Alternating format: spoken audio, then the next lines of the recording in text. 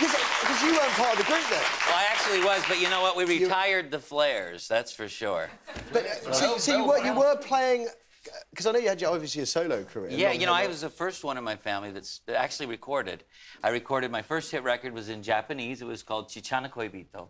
Oh. And so, you know, I kind of had my own thing going, but then I would also tour with the brothers. So it's not going to be a completely alien thing to be up there with them? No, not at all. No. It was your music. It wasn't just that wasn't just your own thing, was it? I hear you're quite a little entrepreneur. Not really. At 13, did you have a restaurant at 13? I did. It was called Jimmy's. Very original. I flipped burgers. I was quite good at it. It was a burger restaurant, wasn't it? It was, and frozen yogurt. We were the first ones that ever brought yogurt to Utah. Like, put that in the bank and draw that interest, right? Lots of other... I mean, TV. You've been involved in TV production as well. I have. You know, I found that it's very much fun to be on the other side of the camera as well. But you can't match the excitement that you get being in a live concert. Now, this year was amazing for me over here. You know, we did our 50th anniversary tour, where we celebrated 50 years for my brothers in show business. That's a long time, isn't it? Yeah, and then I thought that was going to be the climax of everything, and I was asked to be on the West End. I came on your show. That's right, yeah. I was in Greece, and then I was Billy Flynn in Chicago. Yeah.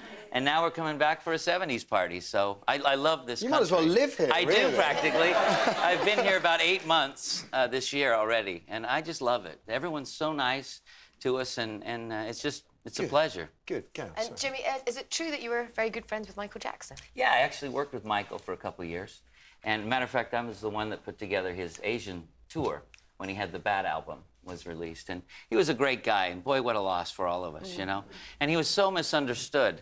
You know, I got to know him on a personal level, and he was just a true, decent person. He really was. It must be very difficult when you get to sort of that level of fame, unless you are very lucky and very well grounded. The people that you have around you start to separate you from reality. And how do you know what it's like to be Michael Jackson until you're in his shoes, you know?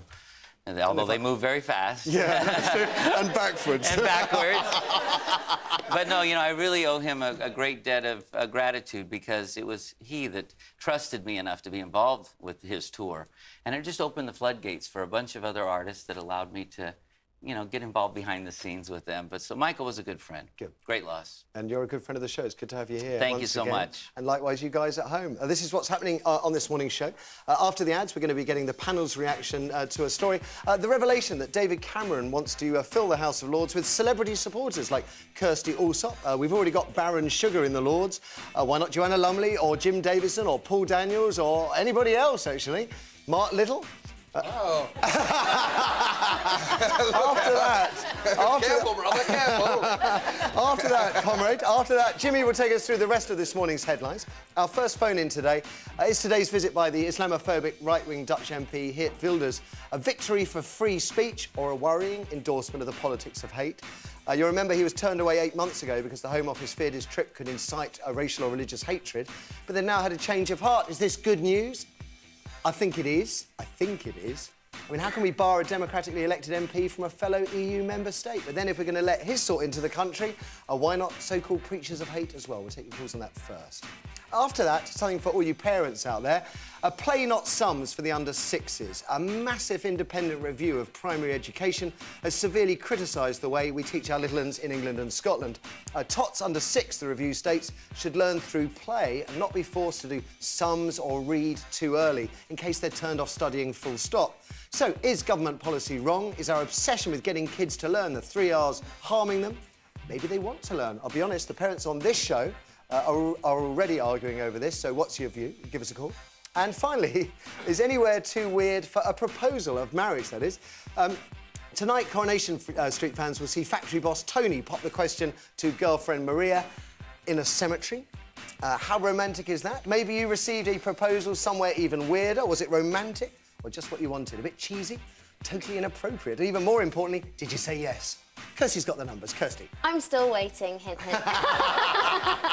If you'd like to contact the show this morning, the number, as usual, is 0207 173 5555. Calls will cost a maximum of 10 pence a minute, and that's based on a BT landline call, so your mobile phone charges and other networks may vary. You can also email us, wrightstuff@5.tv, and if you'd like to send us a text, the number's 80088. Text will cost 25 pence plus your standard network charge. Not all messages will be shown on screen, and always remember to put TWS before your comments. And of course, if you'd like to tweet us this morning, then you can send your tweets to twitter.com/5rightstuff. Thanks, Kirsty. After the ads, that my comrades on the panel will give their verdict on today's top story, how David Cameron plans to fill the House of Lords with celebrity supporters like Kirsty Allsop. I said before, we've already got Baron Sugar in the Lords, so why not Joanna Lumley? And if the Lords is good enough for Jeffrey Archer, why not Simon Cowell, Wayne Rooney and Kerry Katona? Find out what this lot thinks straight after these ads.